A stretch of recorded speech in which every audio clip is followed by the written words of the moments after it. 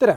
Käesoleva video sisuks on siis illustratsioon Coulomb'i seaduse rakendamisest ja seda siis sellisel juhul, kui meil ei ole tegemist mitte üksiku punktlaenguga või isegi punktlaengute süsteemiga, vaid siis ühtlaselt jaotunud laengutega ehk siis laengu ruumtihedusega, aga lihtsuse mõttes võtame sellise erijuhu, kus see vaadeldav laeng on jaotunud ainult pikki siis ühte sirget. Ehk me teeme oma kolmemõõtmelise üldjuhul oleva probleemi, siis lihtsustame ühemõõtmeliseks näite mõttes. Ja me näeme, et sellest hoolimata ei ole see nüüd võib-olla kõige lihtsamate killas selle ülesande lahendamine. Aga paneme siis kirja kõigepealt meie ülesande nii-öelda lähtetingimused. Ehk siis kujutame ette, et meil on niisugune lõputult pikk ja lõputult peenikene joonlaeng. Näiteks meil on hästi peenikene juhe, millele on antud siis mingisugune laeng. Ja lõputult pikk tähendab seda, et siis selle joonlaengu üks ots on lõpmatuses ja teine siis samamoodi jaalt, et vastupidises suunas. Ja võib tunduda, et see on selline üsna ebapraktiline ülesanne. Oleme reaalses elus lõpmatustega võib-olla nii palju kokku ei puutu, aga siin on tegelikult mitu head põhjust, miks seda just taoliselt vaadata. Esiteks selgub, et matemaatika läheb tegelikult lihtsamaks, kui meil on tegemist lõpmatustega. Ja praktilises elus siis see saadud tulemus on kasutatav ka lõpliku pikkusega joonlaengute puhul siis teatud täiendavatel tingimustel.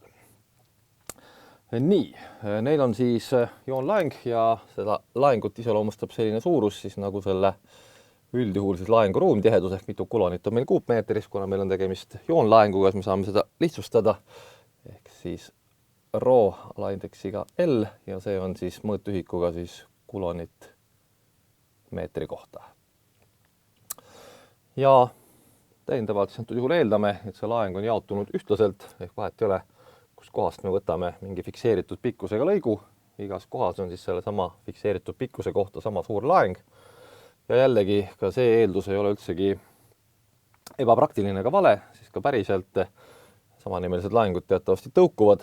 Seega, kui me mingisuguse keha, mis võimaldab laengute liikumist, anname sellele fikseeritud laengus, need laengud jaotuvad selle keha pinna peale siis ühtlaselt, samamoodi kui me aga päriselt laeksime juhtme, siis need laengud vastastikuse tõukumise tõttu jaotuksid siis selle lõigu pikkuse peale kenasti ühtlaselt ära, nii et see eeldus on täiesti selline praktiline. Nüüd järgnevalt paneme ülesande lahendamiseks paika siis mingisuguse koordinaatsüsteemi. Koordinaatsüsteemi on teatavasti erinevaid. Paljud ülesanded lähevad tüki lihtsamaks, kui me targalt valime kasutatava koordinaatsüsteemi. Ja antud juhul seda pikka juhet võib vaadata siis lõputult peenikese silindrina. Ja seega antud ülesannet oleks suhteliselt mõistlik lahendada siis silindrilistes koordinaatides. Aga nii-öelda harjumuse mõttes ma joonistan siia juurde siiski ka ristkoordinaadid ehk siis eeldame või täpsemini valime siis koordinaatide süsteemi suuna selliselt, et see meie lõputu joonlaeng paikneb siis Z-telje peal ehk siis selles suunas on meil Z-telje positiivne suund ja siinpool siis Z-telje negatiivne suund.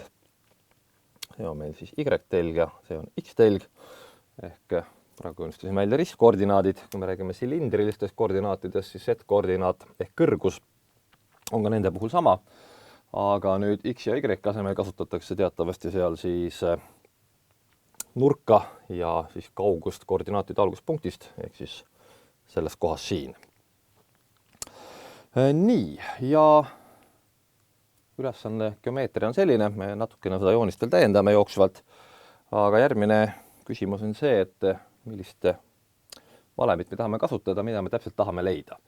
Meie eesmärgiks on siis leida elektrivälja tugevus mingisuguses suvalises punktis eeldusel, et siis meie universumis on ainult see lõputu ühtlane joonlaeng ja mitte midagi muud ei ole. Kui praktikas on ka mingisugused muud laengud või laengute süsteemid, siis nende mõju lihtsalt liitub sellele konkreetsele mõjule, sest et teatavasti elektrivälja puhul kehtib vähemasti lineaarses keskkonnas nagu vaakum, kehtib siis superpositsiooni printsiip. Seega me siis hetkel ignoreerime kõiki muid lahengud, mis võivad universumis olla ja kogu meie maailm läheb välja ainult siis selline. Nüüd üldine avaldis, millega me saame leida see elektrivälja tugevust E mingisuguses meelevaldses punktis, tähistame seda R-iga ja sellel on siis X, Y, Z koordinaat, kus kohas iganes, noh, näiteks siin. Ja selleks me pidime leidma siis iga olemasoleva elektrilaengu tekitatud elektrivälja tugevuse selles punktis ja need kõik siis omavahel kokku liitma. Kuna meil on tegemist pideva jaotusega, siis seda liitmist asendab meil summamärk. Võime tuua integraali märgi ette siis selle Coulomb'i konstandi, mida me antud aines praktikas kirjutame siis välja vaakumi dielektrise läbitavuse kaudu. Ja üldjuhul võib meil laeng paikneda siis ruumis mis iganes punktis, seega meil on tegemist siis kolmekordse integraaliga üle kogu siis ruumala, kus kohas laengud paiknevad. Ja argumendiks on meil siis laengu ruumtihedus mingisuguses punktis R'. Ja siis vastavalt tuleb siin mängu selle meie huvipakkuva punkti kaugus siis sellest laengut tekitavast punktist. Ehk sellest punktist tahame teada elektrivälja tugevust ja see on siis punkt, mis annab selle oma osa panuse kogu sellesse elektrivälja tugevusse. See on siis nende põhimõtteliselt ühest või öelda mõjupunktist siis huvipakkuvusse punkti tõmmatud vektori pikkus ja täpsemini selle pikkuse ruut, nagu te mäletate, siis laengute vaheline jõud oli pöördvõrdeline kauguse ruuduga. Ja siin me siis integreerimismuutujaks on siis pisikene ruumalakene ja see on siis laengu ruumtihedus selle tillukese diferentsiaalse ruumala sees. Ja kuna meil on tegemist vektorsuurusega, siis loomulikult on meil vaja ka siia vektorit, mis määrab siis selle elektrivälja suuna selles punktis. Ja selleks on siis vastavalt ühikvektor, mis on tõmmatud siis jällegi sellest mõjupunktist siis punkti, kus me tahame elektrivälja tugevust saada.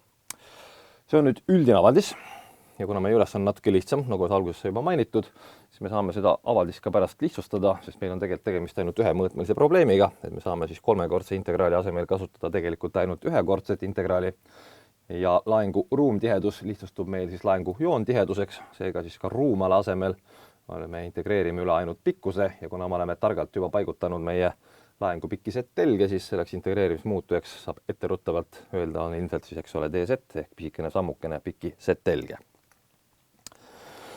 Nüüd läheme tagasi selle geomeetria juurde ja üritame siis seda üsna koledat integraali teha antud ülesande jaoks natuke lihtsamaks ja paneme siia mõned asjad veel kirja.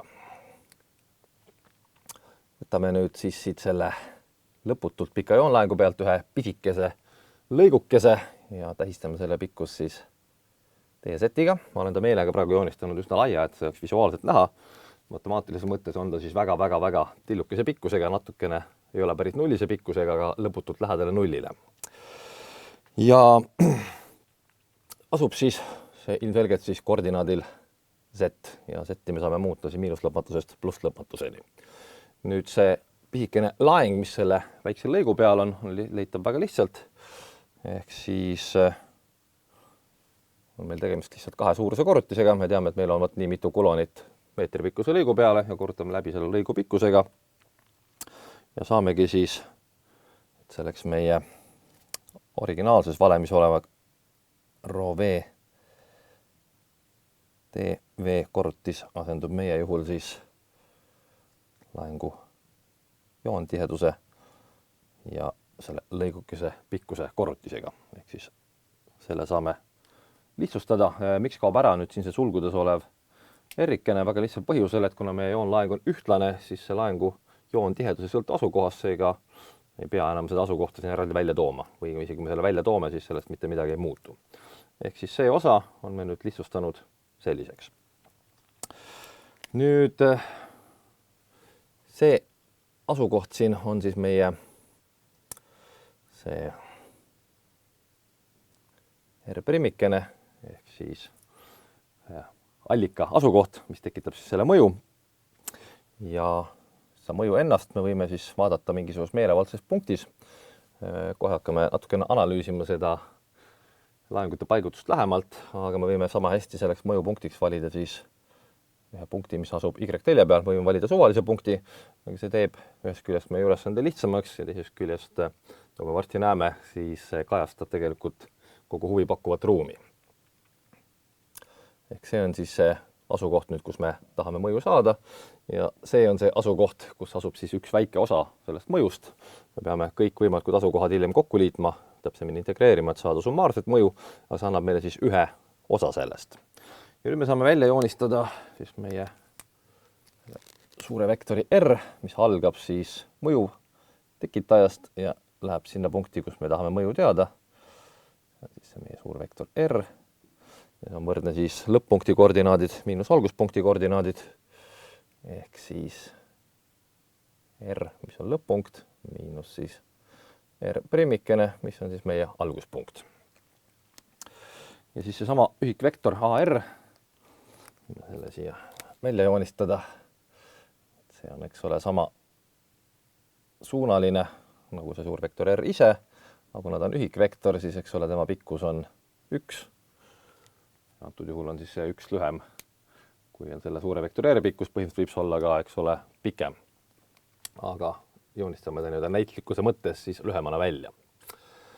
Nii, ja nüüd siis seesama vajalik osa, mida me tahame arvutustes kasutada, on siis suur R, mis on võrdne siis väike R miinus väike R primikesega ja väike R ise asub meil siis, eks ole, Y-telje peal ja võiksime teda välja kirjutada kujul siis Y, sest tema koordinaat on, eks ole, Y-telje peal Y ja tema suund Y-telje sihis. Aga kuna meil on tegemist silindrilise sümmeetriaga, siis meie elu on lihtsam, kui me kasutame silindrilise koordinaate ja võime selle R-i kirjutada ka välja selliselt, et tema mooduliks on siis selle punkti kaugus koordinaatteljestiku alguspunktist, mis siis silindrilistes koordinaatides tähistatakse rooga. Ja paluks mitte segamini jääda siis selle rooga, mis tähendab laengu joontihedust või tema ruumtihedust. Nendel on vastavalt siis alaindeks. See on ilma alaindeksita, see tähendab lihtsalt huvipakkuva punkti kaugust koordinaattelje alguspunktist. Okei, täpsemini kaugust siis sellest Z-teljest. Ja see on samamoodi suunatud siis rho ühikvektori suunas, ehk see on siis 1 3 ühikvektorist, mis määrab silindrilise koordinaatsüsteemi.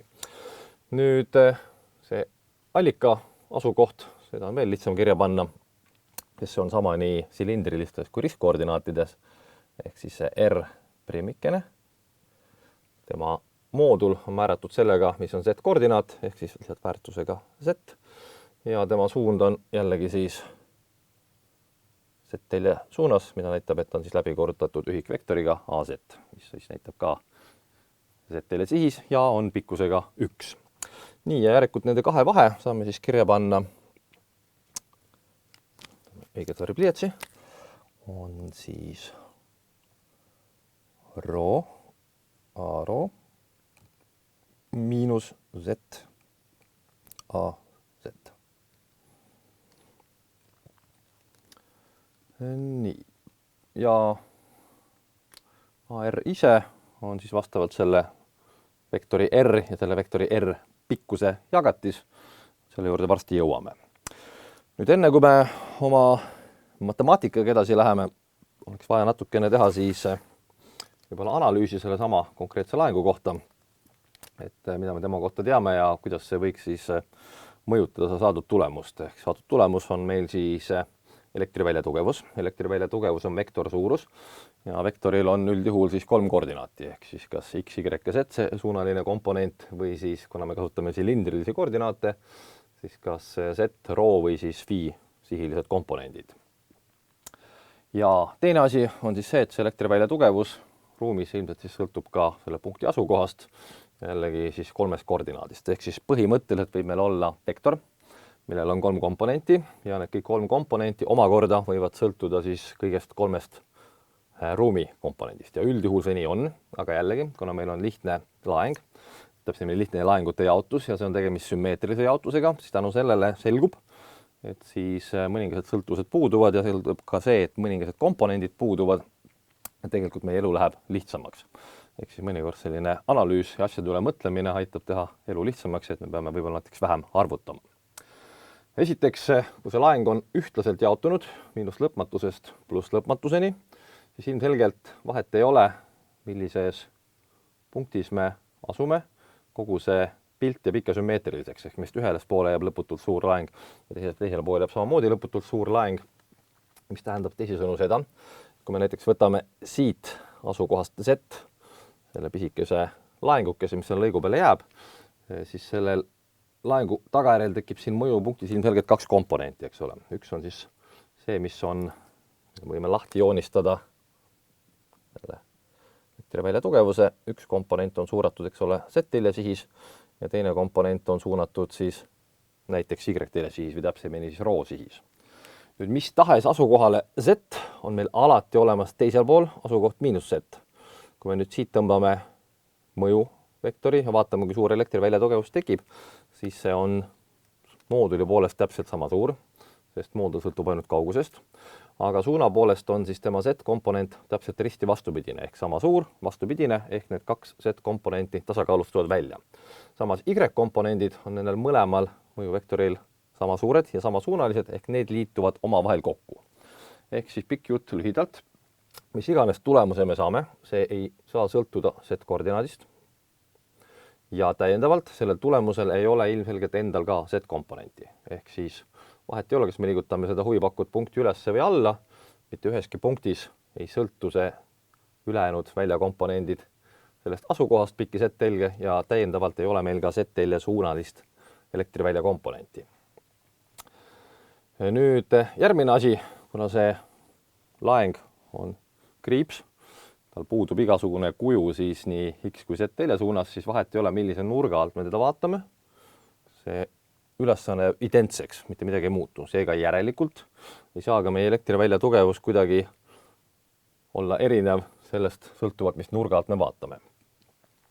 Ehk siis jällegi saadud tulemus ei sõltu nurgast, ei sõltu siis sellest silindriliste koordinaatide väärtusest phi. Ja täiendavalt, kui me mäletame Coulomb'i seadust, siis jõud, mis mõjus kahe laengu vahel, oli alati siis pikisirget, mis oli tõmmatud ühest laengust teise. Mis tähendab seda, et meil ei teki ilmselgelt siin ümber mitte mingisugust phi-sihilist elektrivälja komponenti. Ehk siis jõudu, mis üritaks laengut liigutada risti mõjusirgega. Seega me nüüd teame, et see meie tulemusel ei ole sõltuvust Z-koordinaadist ega ei ole sõltuvust phi-koordinaadist. Ja samamoodi me teame, et tal ei ole Z-sihilist komponenti tulemusel ja ei ole ka phi-sihilist komponenti. Seega me juba teame ette, me ei tea, milline see sõltuvus täpselt on, aga me teame, et sellel väljal on ainult üks komponent, mis on suunatud siis kas sellest joonlaengust eemale või selle suunas, sõltuvalt siis selle laengutiheduse märgist. Ja teiseks me teame, et see tugevus samamoodi sõltub ainult siis sellest kaugusest meie ühtlasest joonlaengust. Meeldad, ilmselt kui me läheme kaugemale, läheb see elektriväli nõrgemaks ja läheme lähemale, läheb tugevamaks, aga milline see seos veel on, see on hetkel lahtine. Nii, ja nüüd olekski siis võib-olla paras hakata seda valemit lihtsustama, võttes arvesse seda meie analüüsi tulemust. Ehk siis saame leida selle vektori pikkuse. Seda läheb meil niikuinii vaja, ehk siis arvutame selle kiiresti välja. Ehk siis selle vektori R moodul või norm või pikkus on siis sellise vahe pikkus. Selle vahe me juba leidsime ja teatavasti vektori pikkus saab leida siis Pythagorase teoreemiga, ehk tõstame lihtsalt selle rho komponendi ruutu ja liidame otsa Z komponendi ruudu ja võtame sellest kokku siis ruutjuure. Ehk see oleks siis rho ruudus pluss Z ruudus. Nii, siin on meil vaja seda suuruse ruutu, ehk lihtsalt rho ruut pluss Z ruut. Aga kui me tahame seda ühikvektorit leida, siis tuletame meelde, et ühikvektor R suunaline oli siis selle R-i enda väärtus läbi jagatud tema pikkusega. Ehk see on siis rho A rho miinus Z A Z ja jagatud läbi veel kord siis meie ülal leitud pikkusega. Ja kui me nüüd need kaks asja omavahel kokku võtame ja arvestame ka seda esimesena leitud seost, siis me saame leida nüüd selle diferentsiaalse panuse kogu elektrivälja vot siin huvipakkuvas punktis ja see võiks kirja panduna olla taoline. diferentsiaalne panus, märgime ka sulgudesse, et see on siis see meie huvipunktis ehk antud juhul siis siin. Ja me juba panime tähele, et see ei sõltu sellest, kas huvipunkt asub kuskil ülal või all või on tõesti siis tasandil Z on võrdne nulliga, nagu ta antud juhul lihtsustatult on. Ja nüüd sellest samast valemist saame konstandi ikka alles jätta. Seegatud siis 4 pi epsilon nullikene. Nüüd meie integraali märkis ei tule, sest me hetkel ei leia seda kogu elektrivälja tugevust, me leiame ainult panust ja tekitab see üks pisikene lõigukene. Hiljem me liidame kõik omavahel kokku ja siis saame juba integraali leida. Nii, ja esimesena võtame selle osa siis. Meil on laengu joontihedus. Nüüd me võime selle DZ-i siia kohe kirjutada. Tavaliselt integreerimisele armastatakse integreerimise muutuja panna päris lõppu. Ma jätan ta hetkel meelde, siia kirja ei pane ja kirjutan ta pärast siis lõppu. Aga me võime ta ka kirjutada kohe sellisel kujul. Põhimõtteliselt vale ei ole. Nii. Nüüd on meil AR, mis on omakorda läbi jagatud veel siis selle R-i pikkuse ruuduga. Ehk siis selle ruuduga korrutatud veel omakorda sellega. Ehk põhimõtteliselt on meil ruutjuur astmel 3. Võime ta siis selliselt ka kirja panna. Ehk siis rho ruut pluss Z-ruut sellest ruutjuur ja see kõik on omakorda veel kuupi tõstetud. Ja me võime sellega kirja panna siis astmel 3 kahendikku või astmel 1,5, sest teatavasti juurimine on astmel 1 kahendik tõstmine ja astendatud suuruse omakorda astendamisel, siis need mõlemad astendajad korrutatakse lihtsalt läbi. Nii, ja nüüd paneme siia sulgudesse siis selle vektori R pikkuse enda, mis on siis rho A rho miinus Z A Z ja kõige lõppu kirjutame siis integreerimismuutuja. Nüüd ei näe kõige parem välja. Üks asi, mida me saame lihtsustada, on see sama asjaolu, et me juba avastasime, et tegelikult ei sõltu see meie elektrivälja tugevus kuidagi Z-ist ja tal ei ole ka Z-komponenti. Ega kui ta Z-ist ei sõltu, siis ilmselgelt, kui me nüüd selle komponendi järgi integreerime, siis me saame lõpuks tulemuseks lihtsalt nulli. Teeme palju tööd, mis ei ole otseselt ebavajalik. Seega me võime selle osa lihtsalt välja jätta ja meil piisab, kui me integreerime ainult siis selle rho või muutuja rho järgi. Nüüd, vabandust, mitte muutuja rho järgi, vaid siis rho komponendi järgi, need on 2 erinevat asja. Ja ega midagi palju lihtsamaks enam teha ei saa. Ehk siis nüüd see meie integraal, mida me peame leidma, annab meile siis elektrivälja tugevuse. Me võime siia kirjutada elektrivälja tugevuse ja selle integraali lõppu siis selle ühikvektori A rho. Või me võime natukene oma elu lihtsamaks teha ja panna siia elektrivälja tähise alla siis selle indeksi rho. Nüüd me tegeleme elektrivälja rho komponendiga. Me juba leidsime enne, et ülejäänud komponente ei ole. Ja selle asukoht siis mingis punktis R, mis tegelikult antud juhul lihtsustub jällegi siis suuruseks rho ehk kauguseks sellest joonlaengust, on leitav siis sellise integraaliga. Et rho L on konstantne suurus, seega võime tuua ta integraali märgi ette koos kogu ülejäänud konstandiga. Ehk siis rho L jagatud 4 pi epsilon 0. Nüüd meil on vaja integreerida ainult ühe muutuja järgi, pikistada sirget, seega 3-kordse integraali asemel tuleb meil ühekordne integraal, mille alumine raja on siis vastavalt miinuslõpmatus ja ülemine rada on siis plusslõpmatus. Ja siia jääb sisse siis nüüd rho kui muutuja, eks ole, mitte joonlaeng. Integreerime seda Z järgi, et tegelikult Z seisukohast on ta konstant. Me võime ka põhimõtteliselt selle tuua integraali märgi ette, aga see nüüd natuke sõltub, millisugusel viisil me seda integraali tahame lahendada, et mõnikord on mõistlik see siia alla jätta seni kauaks, kuni me oleme vastuse leidnud. Ja nüüd ma kirjutan juba selle ruutjuur astmel 3 või ruutjuur kuubist natukene siis kompaktsemalt, kasutades siis sellist astet nagu siis 3 kahendikku või kes taha võib kirjutada ka siia 1,5. Ehk siis tähendab põhimõtteliselt seda, et astendamine 1 kahendik tähendab, võtame sellest ruutjuure ja siis täiendavalt astendame selle 3-ga ehk tõstame ruutjuure kuupi. Ehk sama asi. Nii, ja kuna me nüüd tegeleme rho komponendiga, siis me seda ühikvektorit, eks ole, enam siia välja ei kirjuta. Ja põhimõtteliselt füüsika on meil nüüd tehtud. Me oleme analüüsinud, oleme kasutanud Coulomb'i seadust, kuigi me seda siin välja järeldi ei kirjutanud. Peidutult kujul on ta siin sees olemas. me oleme saanud siis valemi, mis kirjeldab nüüd sellise laengu jaotuse puhul siis milline on elektriväli ja milline on tema tugevus. Nüüd edasi on matemaatika. Me näeme, et see integraal ei ole päris elementaarintegraal ja integraalide arvutamine ei ole kahjuks ka päris selline nii lihtne asi nagu näiteks tuletiste leidmine, kuna siin ei ole ühtset konkreetset reeglit, vaid ega erineva integraali lahendamise puhul tuleb kasutada siis mingisugust sobivat matemaatilist trikki. Nüüd oma elu saab mitmel viisil lihtsamaks teha. Üks variant on siis selline vanakooli lahendus on võtta välja integraalide tabel, mis kunagi oli saadaval raamatutena, ilmselt on need ka tänapäeval veel alles, aga on suure tõenäosusega leitav ka siis internetist otsides ja otsida siis kuskilt tabelist välja just selline integraal sellisel kujul, kus meil on siis põhimõtteliselt muutuja on ruudus, on siis mingisugune konstant, mis on üleval lugejas ja ka nimetajas ruutu tõstetuna ja ühesõnaga selline integraal. Integraali tabelis on see olemas ja seal on välja toodud ka standardne lahendus. Tänapäeval võib kasutada integraali tabeli asemel ka siis mingisugust online või ka muud integraali kalkulaatorit. Jällegi olemas vastav koduleht, mis aitab arvutada integraale välja. Ja saame jällegi siis sisestada selle meie integraali üldise kuju, ta pakub meile lahenduse ja saame oma ülesande ära lahendada. Võime siis teha ka kolmandal viisil ja kasutada siis matemaatilise analüüsis õpitud trikke integraalide lahendamiseks. Antud juhul siis võiks kasutada näiteks integreerimist muutuja vahetusega.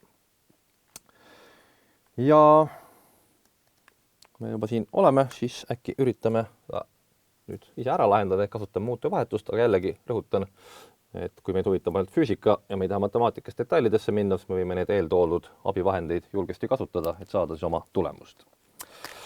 Muutuja vahetusega integreerimine, siis vahehüppe matemaatikasse, kui meil on siis selline integraal, kus mingist rajast A-st B-ni meil funktsioon f setist dz, mis on täpselt see meie probleem, mis meil parasjagu on. Meil on, eks ole, rajad A ja B ja meil on mingi integraal mingist seti funktsioonist. Eks ole, see ei ole küll kõige lihtsam funktsioon, aga siiski mingi seti funktsioon ja muutuja dz järgi.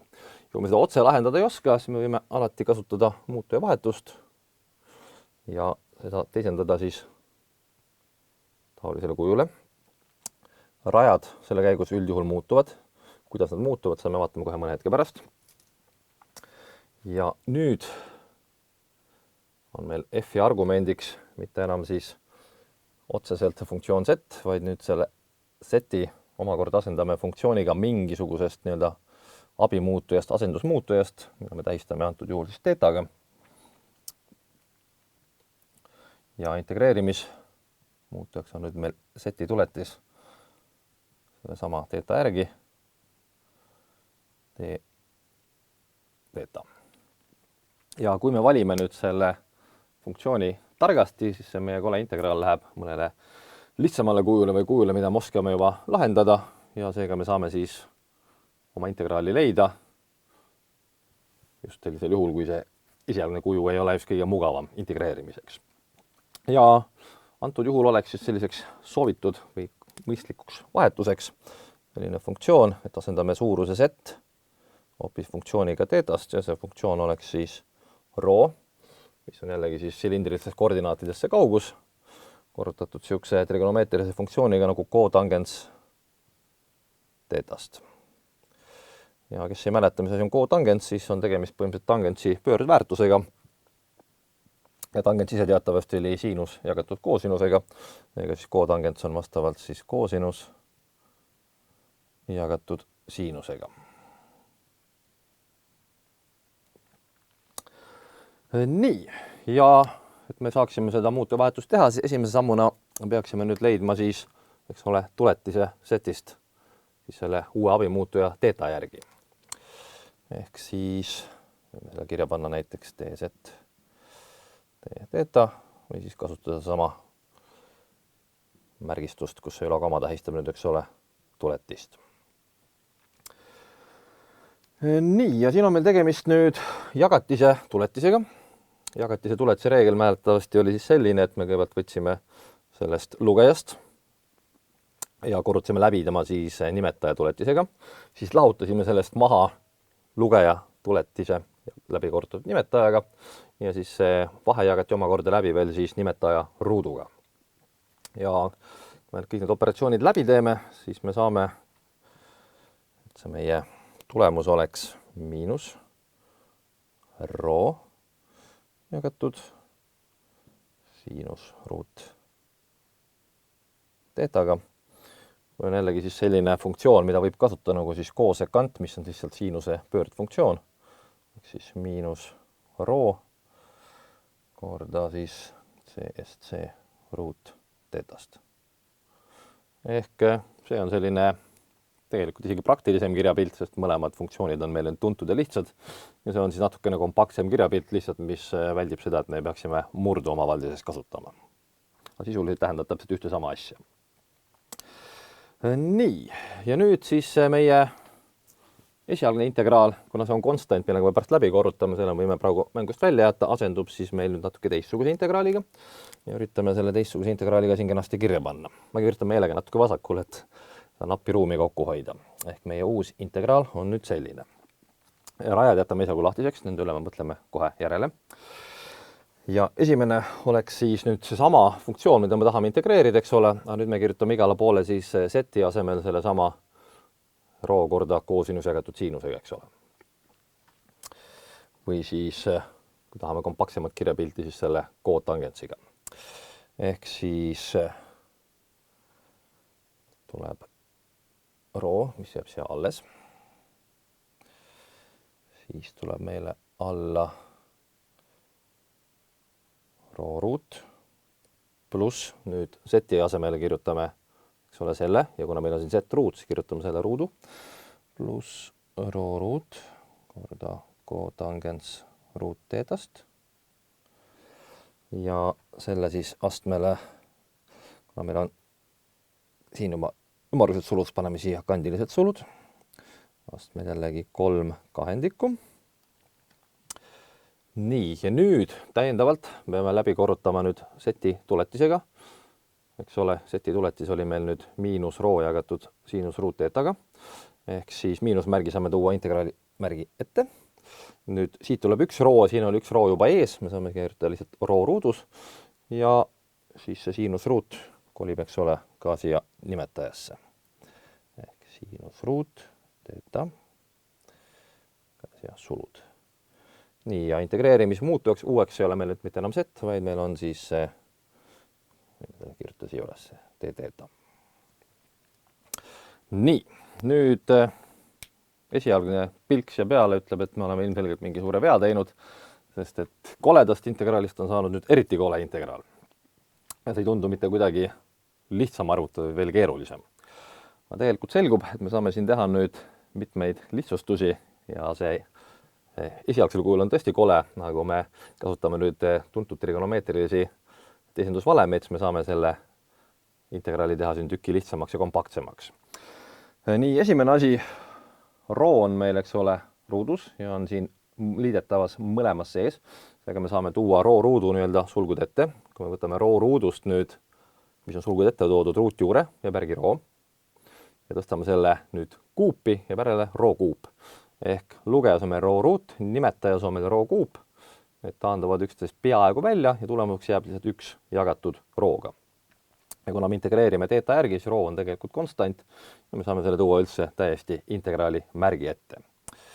Ja tead, ma arvan, et me võime selle isegi võib-olla kirja panna. Ehk siis miinus 1 jagatud rhoga. Integraal jääb alles ja nüüd on meil lugejas ainult see integreerimismuutuja. Ja nimetajas on jäänud siis 1 pluss ja nüüd me kirjutame selle, vabandust, ma kirjutasin siia koosinus enne, aga see on kotangens. Ja nüüd kirjutame selle kotangentsi pikemalt välja, eks on koosinus ruut teeta jagatud siinus ruut teetaga, siis kotangentsi ruut. Ehk ruut teeta jagatud siinus ruut teeta astmel 3 kahendikku korda siinus ruut teeta. See ei ole nüüd lõpptulemus, see on eks vahesamm. Ja siin paistab meile juba kohe, et niisugused 2 asja, üks on selles murru nimetaja lugeja ja teine murru nimetaja nimetas, et see juba vihjab sellele, et äkki annab midagi kuskilt välja taandada. Nii, aga kui me järgmisena tahaksime viia nüüd selle sulgudes oleva osa ühisele nimetajale, ehk korrutame siis mõlemad pooled läbi siinus ruut teetaga, siis jääb meile see summa siinus ruut teeta pluss koosinus ruut teeta jagatud siinus ruut teetaga. Me tuletame meelde keskkooli matemaatikat, siis siinus ruut x pluss koosinus ruut x ei ole mitte midagi muud kui lihtsalt 1. Ehk siin sulgudes on 1 jagatud siinus ruut teetaga. Me võtame sellest ruutjuure, jääb järele siis 1 jagatud siinus teetaga, tõstame tulemuse kuupi, jääb järele siis 1 kuubis, mis on ikkagi 1, jagatud läbi siis siinus kuupteetaga ehk siinus ruut teeta jagatud läbi siinus kuupteetaga, mis on lihtsalt 1 jagatud siinus teetaga, aga omakorda meil on tegemist kahekordse murruga ehk 1 jagatud siinusega, ehk siis see siinuse saab viia integraali märgi all kenasti tagasi nimetajasse. Ja nüüd see meie hirmus integraal on kujul -1 jagatud rooga integraal ja tulemuseks on siis siinus teetast d teeta. Ja me tõepoolest näeme, et seda asendusvõtet kasutades on meie koledast integraalist saanud midagi sellist, mida me nüüd oskame leida, sest et siinus x-ist on täiesti elementaarfunktsioon. Selle integraal on meile teatavasti teada ja seda me saame kerge vaevaga nüüd välja arvutada. Aga enne kui asjad päris kergeks lähevad, on meil siiski veel üks küsimus, ehk nimelt, millised on nüüd need uued integreerimisrajad. Ja tuleme korraks tagasi siia joonise juurde ja märgime siia peale siis, mis asi see teeta meil tegelikult on.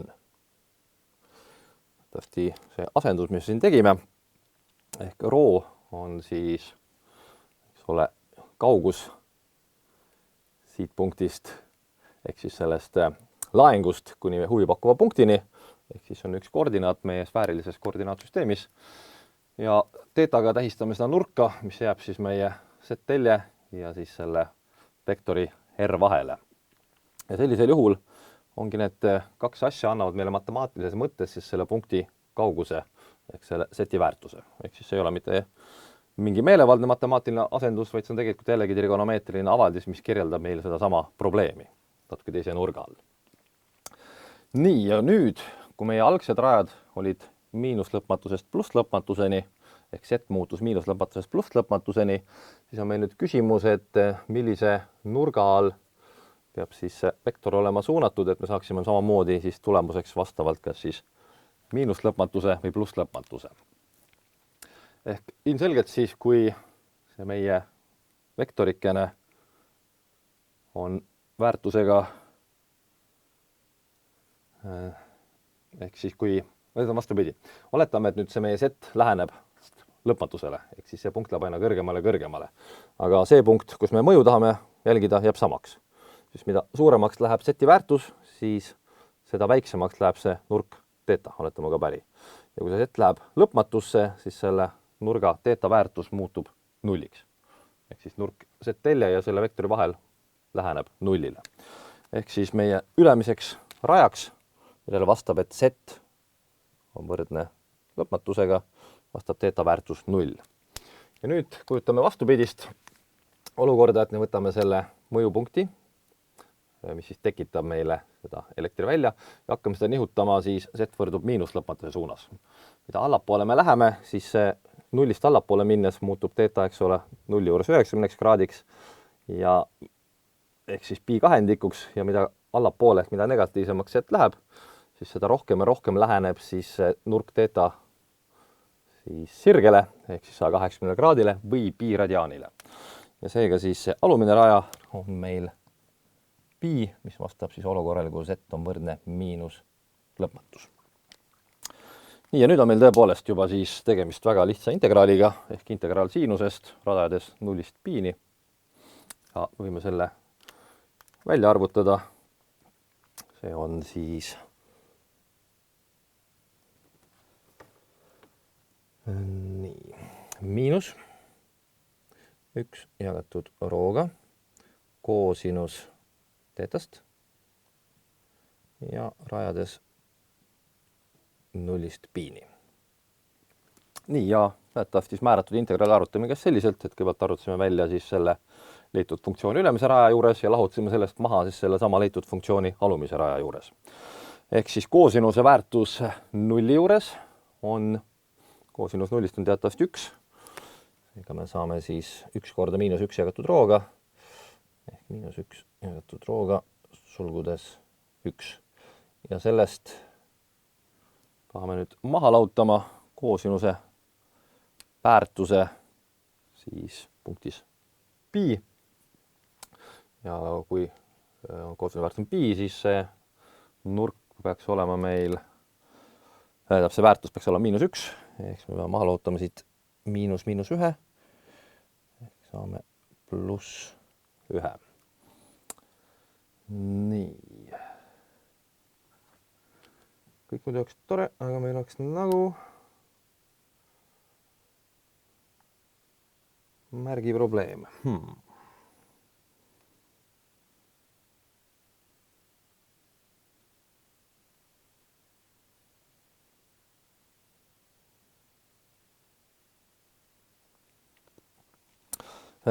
See on ilmselt 2 jagatud rooga on ka 2 jagatud rooga, aga kuhu miinusmärki ei tohiks jääda, aga miks ta jääb?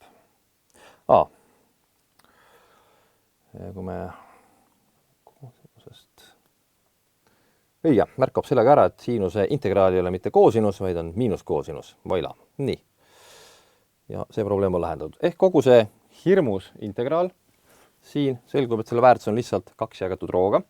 Et saada nüüd seda elektrivälja tugevust, mida me tegelikult tahame saada, me peame selle veel siis läbi korrutama, eks ole, selle konstandiga, mis on integraali märgi ees. Nii. Ja siis saamegi meie 2 jagatud rooga korda rho L jagatud 4 pi epsilon 0-ga võrdub.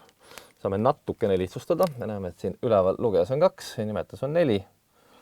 Saame 2 kirjutada ja kokkuvõtvalt on siis see elektrivälja tugevus vot selline. 2 pi epsilon 0 rho. Või siis alternatiivsena me võime natukene seda kirjapilti muuta, sisu see loomulikult ei muuda. Ehk kui me ikkagi tahame elektrivälja kirja panna vektorkujul, kuigi see on nüüd selline vektor, millel on ainult üks mitte-nulline komponent. Ja siin jällegi vastupidi, et kuna selle asukohast ainus asi, mis meile huvi pakub, on siis kaugus rho sellest joonlaengust, võime seal argumendiks panna selle rho enda. Ja moodul on ikka sama, ehk siis 2 pi jagatud epsilon 0 rooga ja tema suund on määratud siis ühikvektoriga, mis on siis selle koordinaadi a rho sihiline. Ehk siis need mõlemad kirjapildid on tegelikult kirjeldada täpselt ühte sama asja, lihtsalt natukene erinevad viisid, kuidas neid kirja panna. Ja mida siin siis lõpetuseks veel rõhutada, on siis see, et see rho tähendab siin kaugust joonlaengust ja see rho L on siis laengu joontihedus ehk siis mitu kulonit on siis ühe pikkusühiku peale jaotunud. Ja näeme, et siis see elektriväli on tõepoolest suunatud kas siis sellest joonlaengust eemale või selle suunas ja tal puudub siis selle sihiline komponent, tal puudub siis rho sihiline komponent, ehk tal ei ole mingit pöörlevat osa. Ja me näeme, et nüüd punktlaengu elektriväli oli pöördvõrdeline kaugusega punktlaengust. Joonlaengu elektrivälja tugevus on lihtsalt pöördvõrdeline kauguse endaga, mitte kauguse ruuduga, nagu oli see siis Coulomb'i seaduse puhul, eks ole, nagu siin kirjas on. Ehk siis nende lõputult suure hulga laengute mõju on selline, et see meie suhe ei ole mitte enam ruutsuhe, vaid lihtsalt pöördvõrdeline.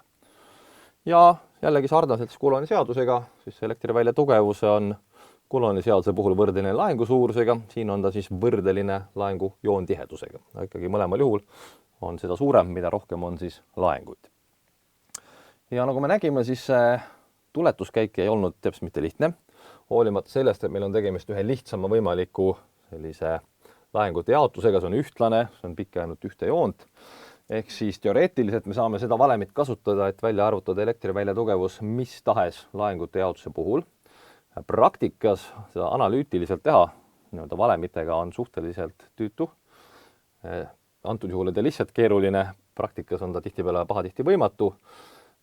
Seega, kui ta päriselt on vaja leida, siis on mõistlik kasutada, eks ole, numbrilisi meetodeid, lasta seda põhimõtteliselt arvutil välja arvutada.